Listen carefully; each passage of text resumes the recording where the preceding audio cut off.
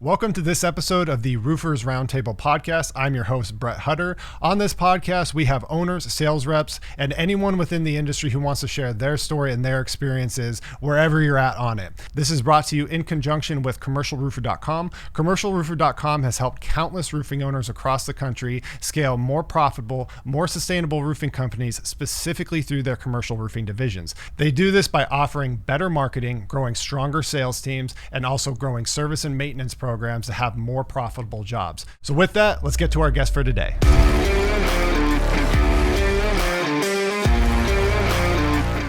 Welcome to the Roofers Roundtable podcast. Today, I actually have with me someone who has been a close friend of mine, someone who I've worked with fairly extensively in a variety of different ways, both within the roofing industry and with what he's doing right now at CommercialRoofer.com. But for today, not focusing on our relationship, any past between us, really what his journey through this roofing industry is and how we got to where he's at today. So with that, I have Cody Klein with me today. Cody, thanks for coming on with me. Yeah, man, I'm really pumped for this one. I don't think I gave you any choice but to be on, but happy to have you on nonetheless. So, well, I was in town and we're kicking this thing off with the Roofers Roundtable, and I think it just made sense. Yeah. And for anyone wondering, yes, he is sick. And so if his voice sounds a little funny. So I'm excited to chat with you because these are types of conversations that we don't typically get to have just in our, casual at dinner with the family and types of things. I want to get into stuff that we never get into. So, yeah, 100%. So with that, starting off, what brought you into the roofing industry in the first place? Because I'm sure you didn't wake up one day when you're 5 years old and say, you know what I want to do? I want to own a roofing company.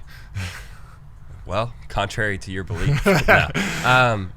No, man, I exited the military in 2012, and I was kind of going back and forth between racing motorcycles and working at a motorcycle dealership, selling motorcycles.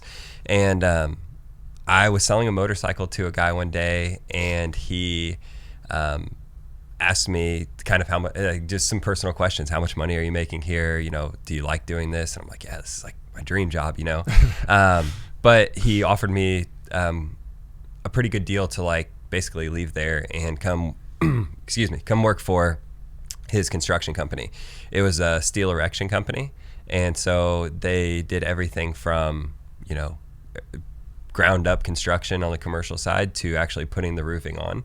Now, initially, he told me that I would be in sales, and because I was already in sales, he's like, "Oh, this is different. It's not inside sales. It's outside sales." And he was explaining. I was very nuanced, or it was a new idea for me, and so I was like, "Okay, that sounds really cool."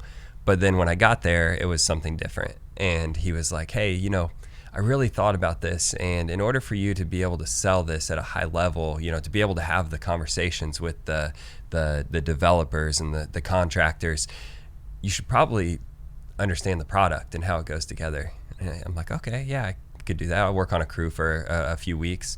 A few weeks turned into a few months, and I don't think he ever had any intentions of me, really working on the sales side. So, nonetheless, I transitioned out of that to another roofing company because I knew that I wanted to be in sales. I didn't know the product at that point, knew how everything went together for these metal roof systems, and transitioned into another roofing company and kind of went through the journey of being a sales rep, going through all of the breaking through the levels of what that looks like. And eventually I looked at that company and I said, I've hit a ceiling here, or at least a perceived ceiling.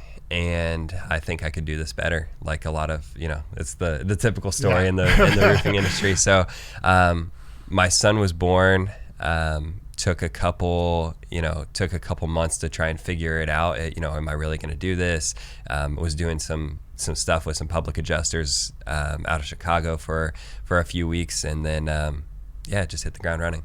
Nice. So as a sales rep, when you were in there, did you were you at a point where you were comfortable financially, like to where you were doing well enough to have pay your bills and then also have like putting stuff away on top? Like, would you say you were a successful rep? I felt so rich, but I think I had like $8,000 in the bank. Yeah. It was like the most money I ever had. And so it was like, there's also, that's something too that I said breaking through the levels. For me, it was like being such a young kid, in the military, you look forward to your biweekly payments, right? I think I was making $1,200 every 2 weeks or something in the military. And so to get out of the military and to start selling motorcycles and, make $1,000 a week, it was like, wow, that's crazy. And then to, start making real money once I did get into selling, roof systems. I all that to say, I felt super rich, but then I had a rude awakening, when I was trying to start a roofing company with $8,000 in the bank. That's always like the point of curiosity with me, because like, especially how old were you when you were a rep? So when I got out of the military, I was 20 years old. So signed a 4-year agreement. Barack Obama was in office at that point in time, and I got a letter one day. I had failed out of my pipeline within the military, and they reclassed me into another field of expertise. And I received a letter one day that said, like, you're basically relieved of your duties. You'll be out processed within 30 days. And I'm your like, services are no longer needed. Yeah, exactly. And which I was excited for. I was ready for a change. I signed up for one thing and, did not accomplish that.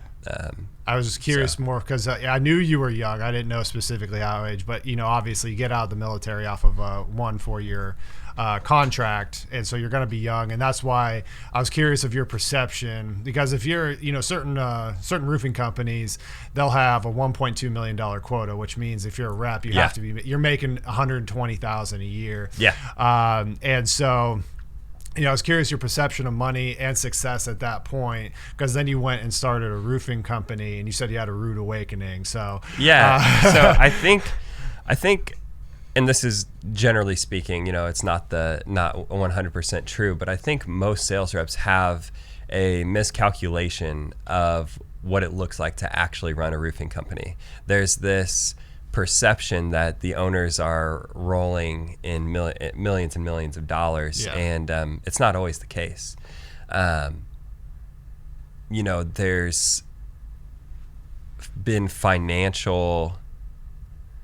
There's been levels to my financial education over the years, and one of that rude awakening I was speaking to was understanding, that top line revenue, well, there's direct costs, there's fixed costs, you have, there's overhead that's allocated to that. We have to do this crazy thing, paying taxes on, and so, it's, rude awakening is probably a good way to explain that. And that's what I've seen, and even for myself when I was younger, trying to venture into other businesses and stuff like that. You think to yourself like, oh, you get to a point, let's say you're tired of working for somebody. You're like, I just want to be in control of my schedule, what I do. I don't want to have to answer to anyone. And so you say things to yourself like, well, if I could get to $100,000 here, but I'm working for myself, I'd be happy.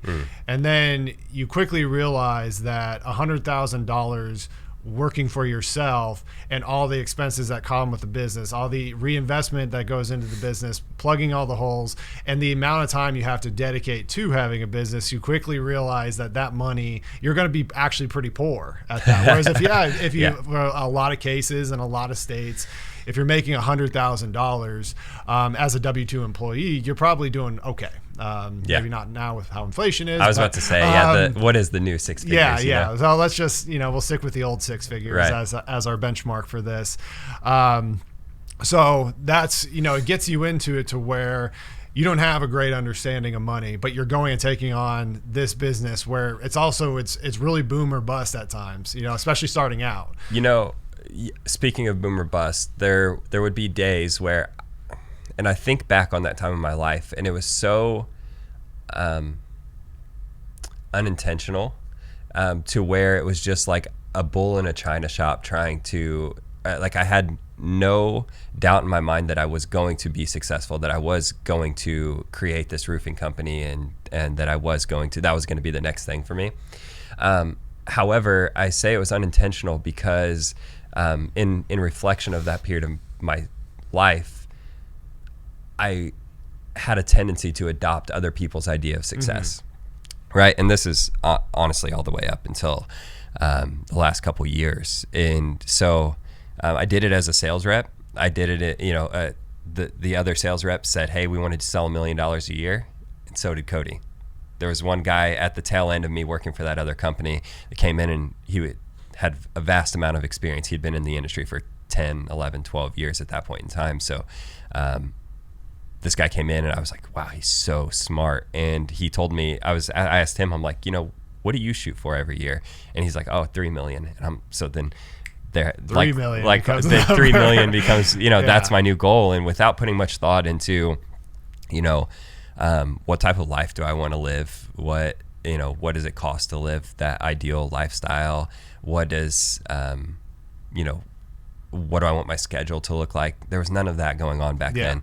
And all that to say, I had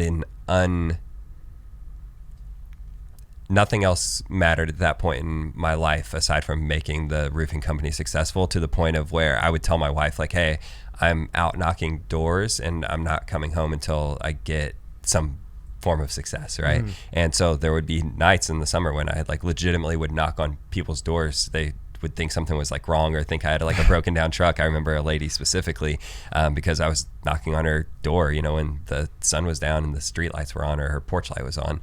And it was an unwillingness to not succeed with that, even though I didn't have the financial backing or the financial literacy to know really what I was doing. I think honestly, that one of the things that I used to say to the reps that I had underneath me, and even speaking to myself when I was starting out and everything, there is a certain part of you that you have to be I don't know how to put this, but you have to be dumb enough to succeed, kind of a thing.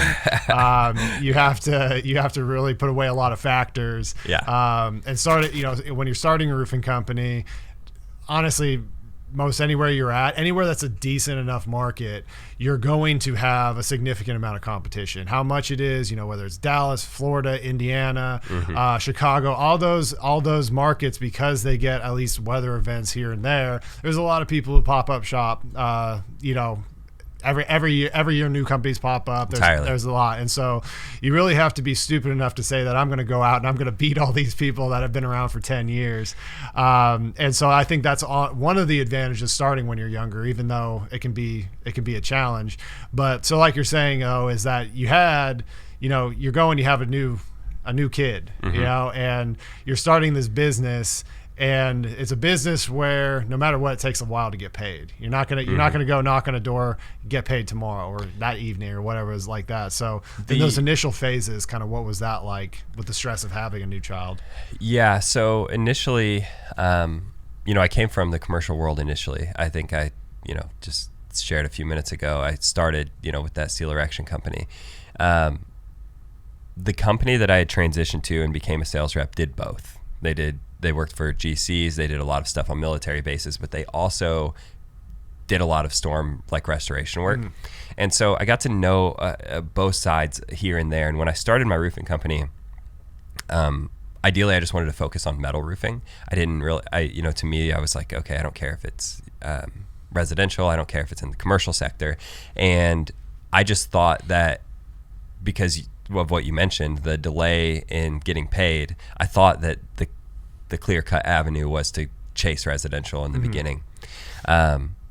Looking back and knowing what I know now, I think I would have shifted to a different model. I probably would have, just because inevitably I ended up in the commercial sector primarily. At the end of our deal in 2021, we were doing I would say 95-96% commercial work.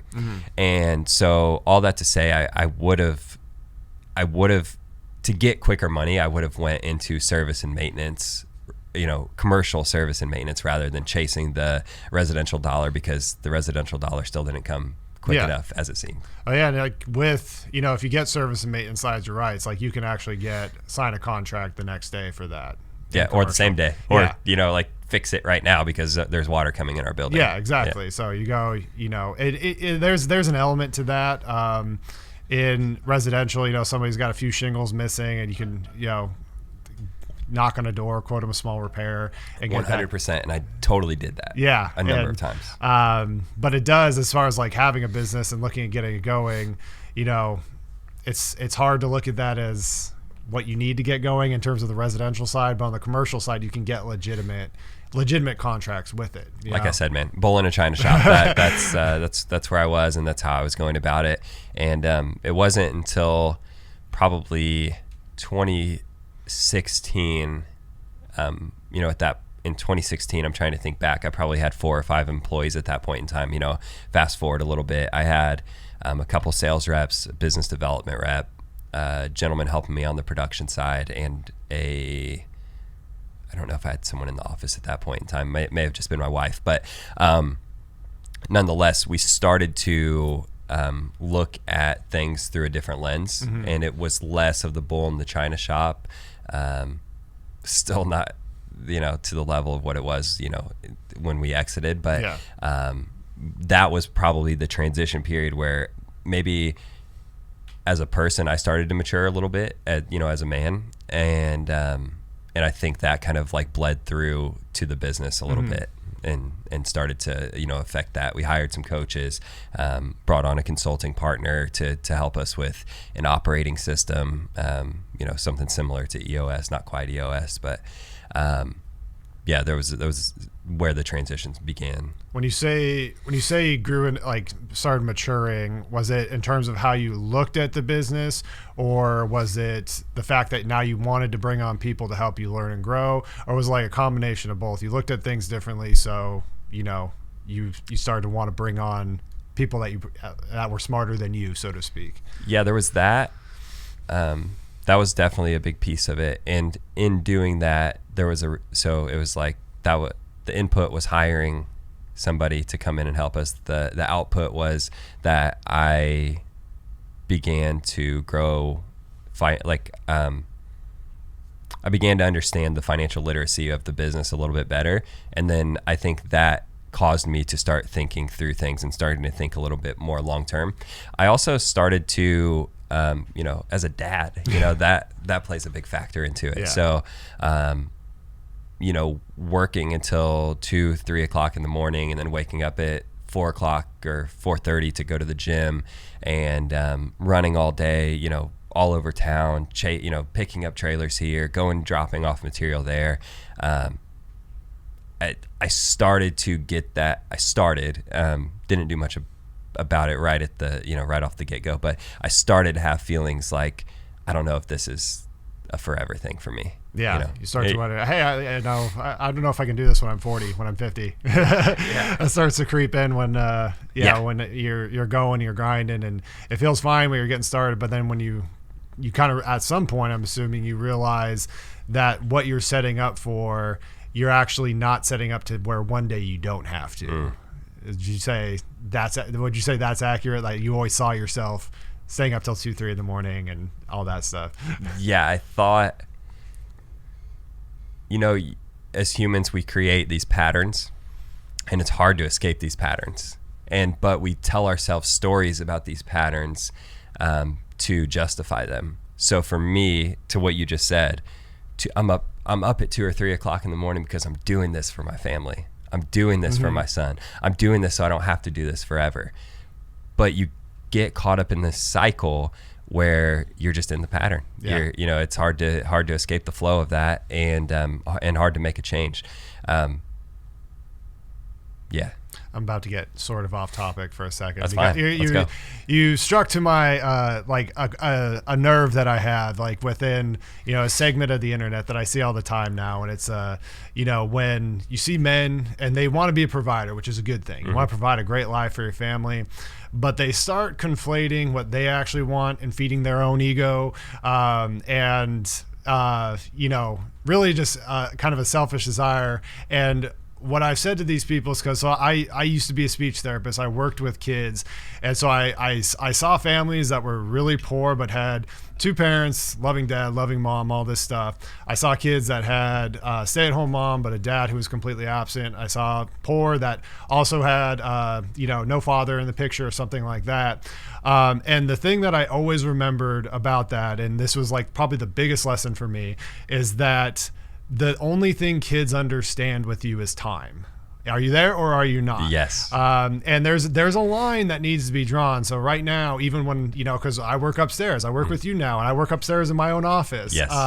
But my daughter still doesn't want me to work at all. To her, there is no line. Yeah, for her, there is no. But so, like for me, telling her, no, I have to work, like obviously at some point you got to pay the bills.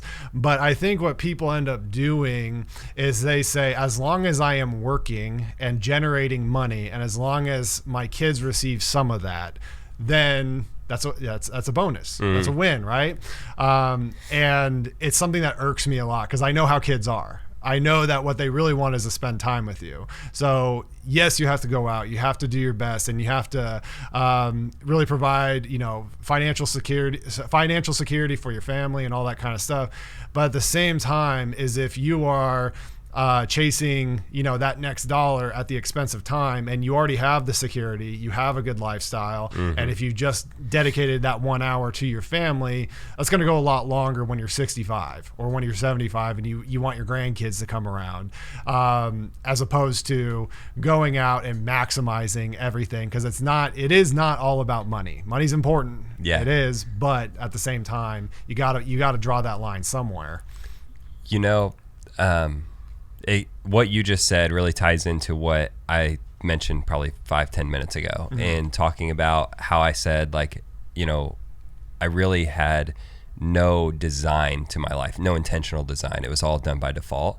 And I think, again, generally speaking, that a lot of humans, most men operate that way. They're blindly leading their families, they're blindly leading themselves. And they don't even know what it would cost them to live the life that you're describing. They don't know what it costs them to live their life. So a lot of guys that I've noticed, I deal with a lot of guys, obviously, we have 50 some clients across the country, but a very challenging dynamic for me is to see these guys that they're constantly chasing the dollar, and they don't even understand why they're chasing the $10 million business or the $15 million business, because at the end of the day, for most of those guys and for most of us in general, it's not going to change their lifestyle at all. They don't have something that they're destined to do. Oh, I have to get to this $10 million so that I can bring home another $250,000 because I have this specific thing that I want to do. It's just them doing what I've said, I became aware of that I was doing too, just adopting these natural tendencies. And I think when you can get clear on that, what that number is for you, and you start to realize that, all of these things don't actually matter. It's and you realize what does matter to you, what's important to you and what it costs you to live that life, then you can kind of work backwards and figure out where does that line you're describing of where do I draw this line in the sand for telling my family hey, I do have to do these things in order to pay these bills. It allows you to place that line properly, I think. And I think too, at the same time, because I think what you're describing, how I would put it is that when people, let's say, they want to make $10 million, but their lifestyle is really $250K a year or something like that, right? I really think that it boils down to much more of you look at money as a point system. I should get it because I can, because I within my capacity, I have the ability to do this.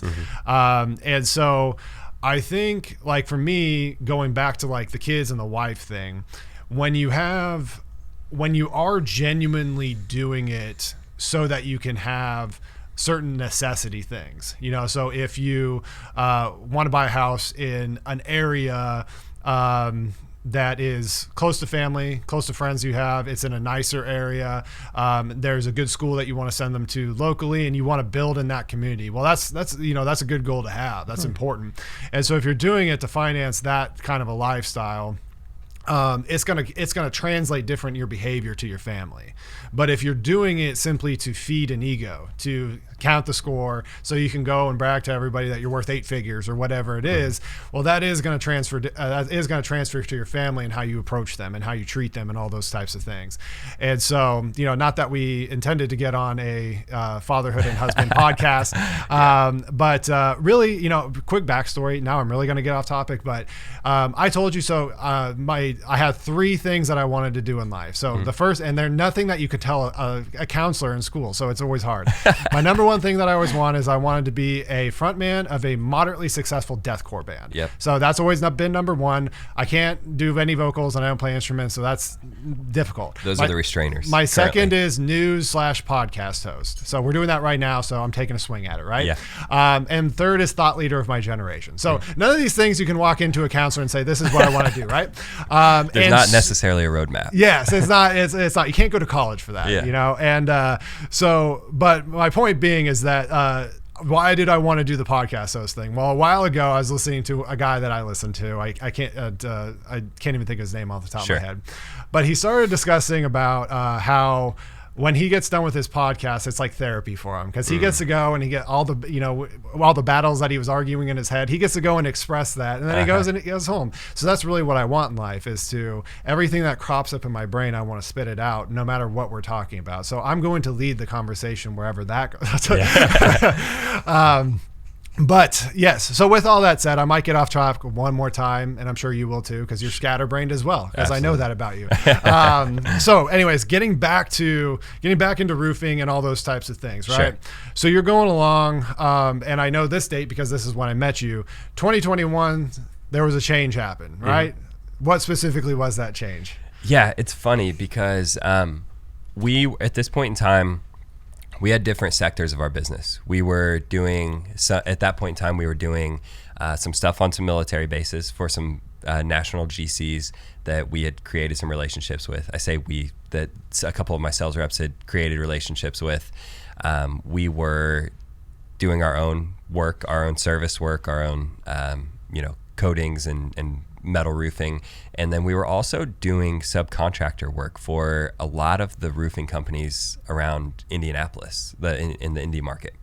And we, and maybe this is myself putting my own branding to it, but like I really felt like we became the guys that would take on the most difficult, and we had such good relationships with, we were allies with all of the big names around Indianapolis. We would just get work from them, ongoing. And I was talking to my wife one night, and this was 6 months prior to what I'm getting ready to share with you, and when we got approached about being acquired. 6 months prior to that, I told my wife, I'm like, I don't know if I want to continue running this, but I don't know what's next for me. We were investing heavily in a lot of real estate at that point in time. I was buying apartment. I bought an apartment complex. I bought some smaller multifamily stuff, bought a commercial building. And I was like, maybe the real estate is, but I just don't know. But I would love if somebody would approach me about an acquisition in some form or some fashion. And I thought about it, and I thought about it, and I thought about it, and I thought about it. And then one day I got an email, because I feel like I've always been strong on our marketing, as far as our outbound marketing and, setting up email campaigns. I was a little bit probably ahead of the curve, or at least on that first wave of contractors that were consciously aware of, modern age social media type marketing. And so we had an email campaign that was going out to the roofing contractors and property managers around the area. And a guy fired me an email back, and he said, hey, really interested in working with you guys. Would you be open to having a conversation? Absolutely. So I go in there and walk into this guy's office. Thinking back, it was such a weird experience, but I walked into his office, and he's on a Zoom call, but he waves me in, and I'm like, okay, so I'm going to go sit in this guy's office. But he doesn't really acknowledge me. And he's in this Zoom meeting, like talking to whoever it was on the call. And I'm texting my wife. I'm like, this is so weird. You know, like this guy called me into his office. He's on a Zoom call. Like, yeah, I'm going to give him 5 minutes and I'm out of here. Guy wraps up his Zoom meeting and he's like, so what do you think? And I'm like, about? And he's like, what they were talking about. I'm like, dude, I have no idea like why I'm here or what you're talking about. And he ended up being, you know, a cool guy. You know him well. Yeah. We ended up working with him for quite a while. And essentially just told me that, hey, you know, we're interested in acquiring your company. We need a bolt-on commercial roofing company to what we're doing already. And, you know, we really like your marketing. We've seen you guys around town. We know who you're working with and so on and so forth. And so that sparked an 8-month negotiation for an acquisition of a 17 company merger. Mm-hmm. So I didn't realize that he was trying to use the Zoom call as a selling point. I don't know that he was. I knew about like you having to come in and sit and waiting, and you're like, what, you know, what the heck's going on? So knowing his personality now, like I think you know he was just being funny, but no, it makes like sense. Yeah, and but yeah, no, it was you know, long term, it was there were definitely some challenges. Yeah. You know, there were challenges and maybe even some red flags in the first 8 months of negotiations. But now being past those hardships and being past the majority of those hurdles, looking back, it's like I could never have gotten that experience and that education of putting 17 companies together. Like, yeah, I don't know where you get that type of education. You know, maybe Harvard, Princeton, but I don't know about that. Not for a guy like me typically. Yeah. Now, because that's so you're going and you're in, you know, you're the owner of the company, and you don't have to answer to anybody. You're doing pretty well financially. You have investments. You have, you know, things coming in on the side. What was it like now? Because now you're an employee. Mm-hmm. You know, you're not the owner anymore. Yeah, what was that transition like as you went and became part of something as opposed to having your own thing? Well, the thing of it is even though there were 100 plus employees, or maybe I think at the peak of it we were at 300 plus employees. Yeah. It was still 17 companies jumping off of a cliff and trying to build this thing on the way down. Yeah. And it was ambiguous for me. It wasn't actually set in stone that I was going to be an employee. The first iteration of, you know, the first idea they had was like, hey, just kind of hang out, you know, for June 1 of 2021, I believe, was our first day where like I was no longer the owner of, you know, Jag Roofing and Sheet Metal. And the plan was like, hey, just hang out and we'll see like, you know, where we would like to leverage your strengths. It was great. You know, anytime someone came to me for something, like I've just helped them. Like I didn't really have like the financials had all been shifted to them. And I just felt like a little uneasy, like I didn't really have a place. Mm-hmm. But then so there were 3 phases to this. That was phase 1. It lasted about 30 days. Phase 2 was they asked me to move to Austin, Texas to actually build out a commercial division. That was the first conversation we had. And I'm like, yeah, amazing. That sounds great. But it was, maybe this was an assumption on my part, but it was talked about as like a consulting role. Mm-hmm. I didn't know initially that the responsibility that was going to be bared by me. Yeah. And then when I got to Austin, you know, I adopted like 65 employees overnight. And so that transition went from me having how many ever employees that I had, 13, 17 employees, to no responsibility to wait, I'm back in this thing, but I have 4 times the amount of, or, you know, 5 times the amount of employees that I've ever had in my entire life. And so, that was probably another iteration of breaking through to the next level, right? Mm-hmm. I had to level up. Yeah. And because that's where I met you in Austin. Mm-hmm. I eventually found my way to Austin as well. Yeah. And you're right. So now, how many employees did you have at Jag with your company? So at peak 19, but I believe through the acquisition, we lost a couple guys right before the acquisition, just with people get scared and Yeah. uneasy, and I think there's a lack of confidence and stability, even though I was doing my best to, make sure everything, to set expectations and whatnot.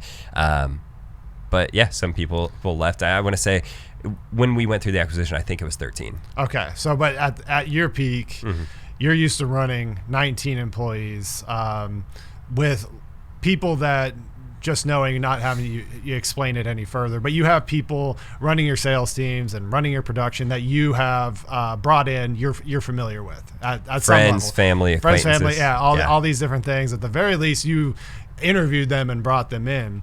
But now you're going into a different state, 65 employees, and you didn't hire the sales manager, you didn't hire the production manager, you didn't hire the head accountant, all these kinds of things, and they're people. So now you're walking into a situation to where they've had a different leader, they've had a different way of doing things, you've had a different way of doing things, and you're trying to not only manage a much larger office, but you're also trying to come together with a bunch of different personalities who are used to doing things a certain way under different leadership. Not that it's wrong, not that it's right. It's different. You're different. We're all different human beings. So initially on, what was that transition like as you started with that? Number one, the people were great. Everyone really, embraced me with open arms. It felt like a family right off the bat. Where the disconnect was and the issues that did arise were strictly from what I mentioned a few minutes back of, we have all of these companies, hundreds of people across the country that are trying to figure out no real structure to the organization as far as who you report to and who this person reports to. And there was a lot of circumventing of that, what I would consider like an org chart. And so I think there was a lot of confusion. And I would say that they came off the Austin branch that I worked with came off of one of the strongest years they'd ever had. They went from being correct me if I'm wrong, $3 or $4 million operation, I believe, to doing 21 million, or somewhere in the vicinity of 20 million overnight. Yeah. That type of growth isn't sustainable for any type of business. Yeah. So you add in... Grant Cardone, 10x your life. There you go. Yeah. They took it literally. And so you take that situation, which is already strenuous enough, hard enough on an operation, you remove the leader, you put a new leader in, you push them through this acquisition with this company that's planning on doing an IPO, and everyone starts hearing all of these things about... we're going to exit here for this amount, and how many shares do you have, and everything comes around like how many shares can you acquire as an employee, and lots of shiny objects when at the core of it you have this like baby, this business that is trying to go from $3-4 million to $20 million, and a $3 or $4 million operation in comparison, side by side, to a $20 million operation are night and day difference. The organizational complexities are magnificent, and nobody was focused on this baby. Everyone was focused on the shiny objects. Yeah, and I think it's easy to get caught up in. You have one great year, you start thinking of yourself a different way. We're a $20 million company now. Exactly. And it's not because it's nice to say. But you're not thinking about how to keep that, how to maintain it. And not only that, right? That was just my little piece of the pie. But we look at this thing, if we zoom out a little bit and we look at this whole thing on a national level, which we were a national company, and we did, the numbers are a little cloudy in my head. I think they're a little cloudy for everyone, but I think we did 84 million in 2021. So everyone assumes that we're an $84 million company now. But like same thing that happened here in Austin, same thing was happening in the other cities as well. And that's, and you see those big numbers, and kind of going back to something you said way earlier, it's like people see roofing owners and they think they're all these millionaires and all this stuff. It's like they might have made a large amount of money in a certain year, and then they might have fallen flat on their face the next year, and to where they had a choice of whether to drastically rebuild with $0 in the bank account, or to sell their company, or to just shut the doors, take what they can out of it and leave. And so I don't know. It's just that's the side of it. The boom or bust thing fascinates me about. Has always fascinated me about roofing. Yeah. Because that's what I see. Being in Austin, the following year, a lot of our competitors went out of business. Entirely out of business, and it was one of either they just cashed out, or about 6 months into 2022, they were looking at and they're like, I'm about to lose all of my money. I have lawsuits coming in for unfulfilled work and all these things, and I just need to declare bankruptcy, close up shop, take what I can and run. But that's that's kind of the journey that a lot of people go through. And that's why I have so much respect for these guys who have had a company for 20 years, because I've seen guys who've had it for 15, and they were a $15 million company for 7, 8 to 10 years in a row, and then all of a sudden in year 14 or whatever it is, they're a $2.5 million company with a $10 million company overhead, and that's a scary place to be. I mean, I feel my anxiety creeping back up just hearing you talk about it, but I got to the point of that I lived that life for 6 months, and I was like, you know what, this is absolutely asinine. I think I was there 6 months, maybe 8 months. And I got to the point where I was like, I need a break. And as you know, I went overseas and I climbed some mountains for a little while, and I made the ultimate decision that I was like, came back with light glowing around you, wearing robes and sand. Yeah, it was crazy. Yeah, fully enlightened from visiting the monk sanctuaries over in Nepal, and the oxygen deprivation, and that too. Yeah, but we won't talk about that. But no, I just I finally got out of the minutia. I was able to clear my head, and I'm like, you know what? I had this idea for what commercialroofer.com is today. Had it over there because I had made these connections, and I had some guys that were interested in building out. I think first iteration was we built out 2 metal roofing divisions, and then had some guys interested in rolling out service and maintenance, and just these friends that I have met and acquired over the course of the last 10, 11 years in the industry. And I'm like, you know what? It sounds way more enticing to go work with these guys on with a consultative approach or a coaching approach, however you want to describe it, and not be tied up in this entire mess right now. And I just felt like at that point, I was like, did I make the right decision? I had employees that had been with me for multiple years that were now looking for other opportunities, where they thought their home was with my company, and I had all these feelings around it. So for me, that was kind of like an ugly, a really hard time for me, just juggling all of those feelings and emotions, and but also a beautiful time of like rebirth of this new idea and new iteration. The thing with that too, I kind of want you to speak a little bit on this, because so you had achieved some levels of success, right? Like you had a successful roofing company. You sold it because you were able to sell it because it was a profitable company. You had a good lifestyle with it. They saw that and obviously saw value in it. You go in, the best way of learning is a lot of times by through your failures. And that's what I've learned, because unfortunately I've fallen flat on my face 1,000 times.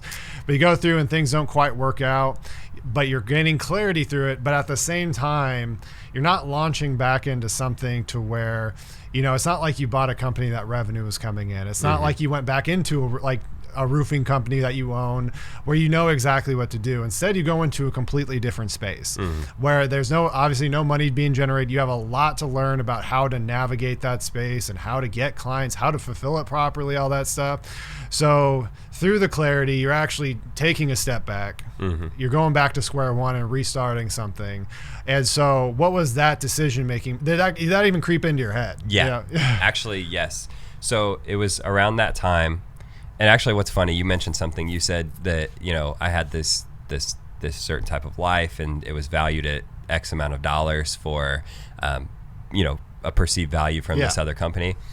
But what's funny is when they did calculate all of our EBITDA to figure out, what kind of multiple we would get acquired at, the things that really boosted it was the fact that we did have contracts in place we had recurring revenue coming in. We had contracts in place where we were doing work for general contractors. And the model that we had created in doing service and in doing the subcontractor type work for all of those companies was completely abolished. So it was like this oxymoron of like, hey, we think you're worth X amount of dollars because you have these things. But then it's like when we came in, and I think that was such a hardship for our people to like, it was such a culture shock to how we were operating that they wanted us to adopt this methodology of like of what I would consider most residential roofers operating as. And so it was, you mentioned that, and I just thought I'd make quick mention of that. It was like we were valued for one reason, but then utilized in another. Mm-hmm. And then, I'm sorry, the second part of your question was? So I was asking, because you're starting over from square one again, right? And so, did that creep into your head? Did you have, are you looking and say, man, I could go back to just making a decent amount of money, because you still have those contracts. I'm sure you still know those people and all those kind of things, and you can go back and immediately make money. But instead, you get a little bit uncomfortable. You go into what is, even though it's still in roofing, it's a different industry. Mm-hmm. You have to learn. You have to learn how to navigate this, being more online than anything. So what was it like as you came to that conclusion that this is, no matter what you were going to go? Yeah. It was at that point in time that I hired my first personal coach. Uh-huh. And in doing that, I had conversations with my wife in what type of life do we want to live. We've grown as, businessman, a businessman and a businesswoman, but we've also grown as a mother and a father and a man and a woman. And through those conversations really with my wife, it was like a roofing company is not what we need right now. Yeah. Because it's going to not serve us in the way. It was that whole thing about like, let's build a business by design rather than a business by default. So in doing that, we were back to looking at the real estate deal. And I said, okay, we can go down path A and we can pursue this real estate. My wife's so good at it. She just makes like magic happen, and I said, or we can off our portfolio of real estate and we can go all in on building this mastermind and training community. And it obviously looks way different now than what we anticipated off the rip. But the transition there was really just, I think, another level of unconsciousness, another level of consciousness just being unlocked, and really sitting with intentionality in where I wanted to go next, and just putting myself in the rooms of the people that had the types of businesses that I wanted to build. And that's what I've done over the last couple of years. Is I've hired guys, I've put myself in mastermind groups, I've really taken, I really tried to like 10x my learning by just, surrounding myself with the right people. Gotcha. Yeah. And you get in, what was it? Because I think a lot of people look and say, and I think this is the knock on the coaching industry, if you want to call it that. Sure. It seems like a lot of people are getting into it and they're just like, this is just another way to make money. So you see the ads that come out from other guys who have the roofing companies and stuff, and they chose a niche that they think they can make a sloppy PDF document on it, and then to have somebody run some calls, but people are going to pay you $10,000 a pop to do it. Mm-hmm. Knowing you, I already know that that's not the case, but I do want you to talk about when you go into it, what is it that makes you not view them as just dollar signs, that you actually have something of value? What's different about that approach to where I'm talking circular here because I'm trying to get out my thoughts. But what is it when you look at people, what is it that makes you seek them out as clients and want to wake up and help them on their business? What is it about that? If I look at the majority of our clients, it's shifted here slightly, but up until the last couple months, I mean, right now we have a ton of guys from the Conklin network and coding space that are, working with us for, I'll speak to that here in a minute for one reason. But I would say, as silly as this might sound, it's almost saving guys from the hustle and bustle, being on a hamster wheel all the time, because what we do coach and teach on, we have an entire system that works in full, in a full circle method, to where the marketing, the way that we do our marketing goes right into how we do our sales process, goes right into how we estimate and build our estimates and proposals and or inspections to estimates, proposals, the whole 9 yards. So it all comes full circle. But at the end of the day, it's like showing guys that there's a different way to run a business rather than just like the hustle and bustle of residential roofing, if that makes sense. Yeah. And, I think about it, if you have a close friend and you have something in your life that you've been successful at, so even we're not going to go down this rabbit hole. We're running close against the time, but I look at it like, I'm proud of my marriage. That's one thing that I'm like super proud of, like the relationship that my wife and I had. I know you and your wife are the same. And so sometimes when I look at people who are really struggling, there's like this thing inside me that's like, I just want you to tell you to stop doing X or start doing Y. Yeah. Or whatever. And it really does come from a place of like, I don't want you to get 10 years down the road and be miserable, end up getting divorced and all this kind of stuff. And so in roofing language, what is that, is that kind of, when you talk about getting the hustle and bustle, is that where it's kind of coming from? It's like you're viewing all these people and it's like, man, if you could just understand X, Y, and Z, your life is a lot easier. Yeah, I would say that's a really good depiction of it. And it's funny because this conversation almost happened in the elevator when we were coming up here. I asked you if you had ever heard of King Solomon's Paradox. And I almost feel that what I just said was like speaking to the 25-year-old me that was starting that company, and I was out hustling, like knocking on those residential doors because like I was that bull in the china shop, and living life out of default. And King Solomon's Paradox essentially says that like you would give better advice to everyone else rather than what you would do yourself. And so a very strong focus of mine is like making sure that I would live by the advice that I'm giving to other people. And yeah, so I think, I've never really thought that through full circle, but yeah, I guess that is part of the reason that I'm doing what I'm doing within Commercial Roofer, is because that is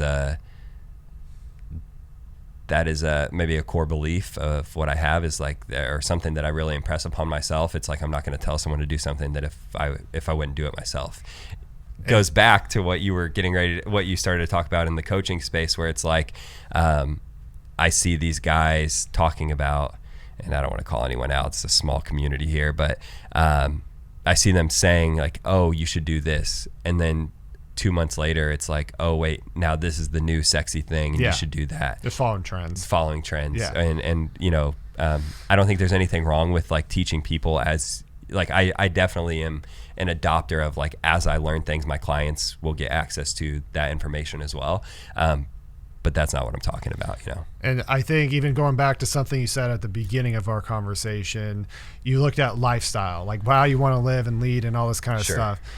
For whatever odd reason, you had a realization that in order to be the husband you want to be, in order to be the father you want to be, you have to prioritize these things and make your income goals based on that, and your time and all those kinds of things.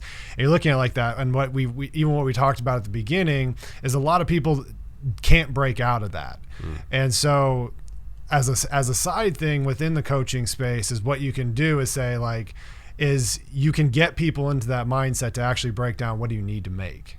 Even from a life standpoint, we're talking about roofing here, but even from a life standpoint, and gearing your business around there to where the time, the energy, the effort, and everything is going towards this, so that you can handle all these things. And so, I don't know, I just connected that point right now as we came full circle on this.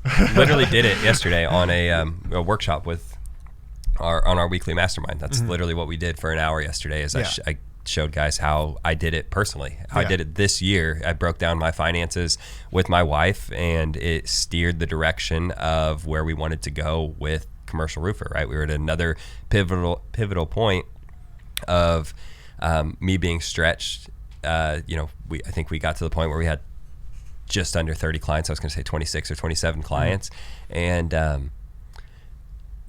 it's tough, man, when just imagine, for most of the guys listening to this, I'm assuming they're running a roofing company or involved in a roofing company. Imagine the day-to-day within your one roofing company and then being involved in 26 roofing companies. It can, it can also have, can also wear on you a little bit as well.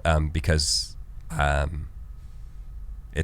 we're not just given a marketing system, right? Like we're so involved in like the day-to-day of these companies that, I think, understanding the amount of money that I needed to make and what our life looked like this year allowed me to make the decision that, okay, we are going to bring on a couple more coaches to assist me, and then to bring you on to help do the podcast and to make, we're utilizing our core beliefs, our idea of what our mission is and what is our vision for the future as these decision-making filters every so often, right? Almost every quarter or a couple times a year to steer our next move.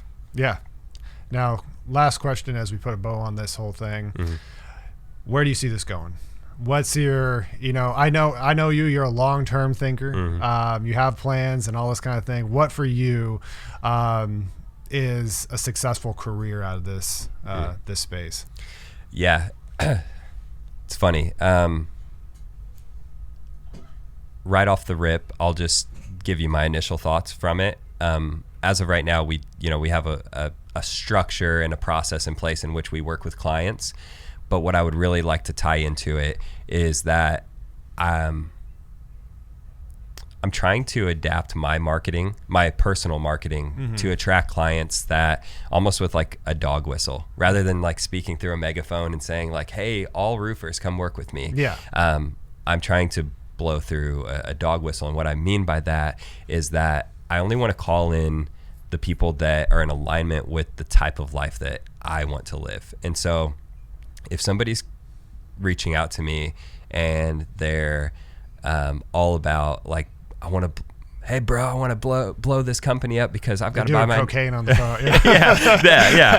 and they're wanting to buy Rolexes and they're wanting to drive these big jacked up trucks and lifted trucks are important. So important. Very important. But like, no, for me, it's like I want to attract clients and I want to create community around guys that want to become better fathers, that want to have strong relationships with their wives, that want to become optimal in their health and fitness and spiritual journeys, and then also want to do that with the vehicle of commercial roofing, being a commercial roofing professional.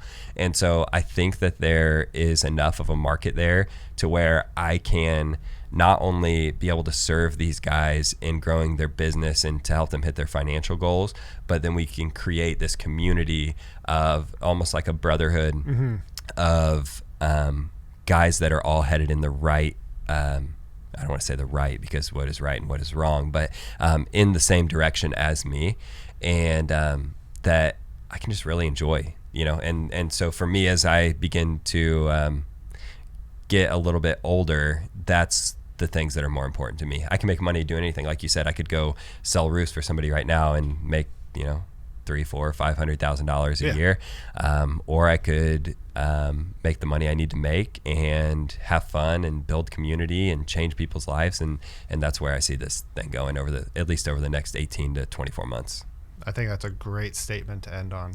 Cool. So, Cody, thank you for joining me. And I hope to have you on again in the future. And I honestly want us to be able to have more conversations like that about, the man behind everything. Yeah. And so I think your input's extremely valuable to that. Hopefully everyone listening can, take something from that. I hope to do more of those things in the future. But for right now, thank you for watching this episode of the Roofers Roundtable. If you do want to be a guest, honestly, I'm not picky with this. I want to hear from anyone who, has the $2 million company that they're happy with being $2 million, or the $100 million, whatever it is. I don't really care. I just want to hear what's your story, where you're at, where you want to go, all those types of things. So there's going to be a link below in the podcast, wherever you're listening to this from. Fill out the form. I'll reach back out to you, or someone else on the team will. But until next time, we are out for today, and thank you again for watching this episode.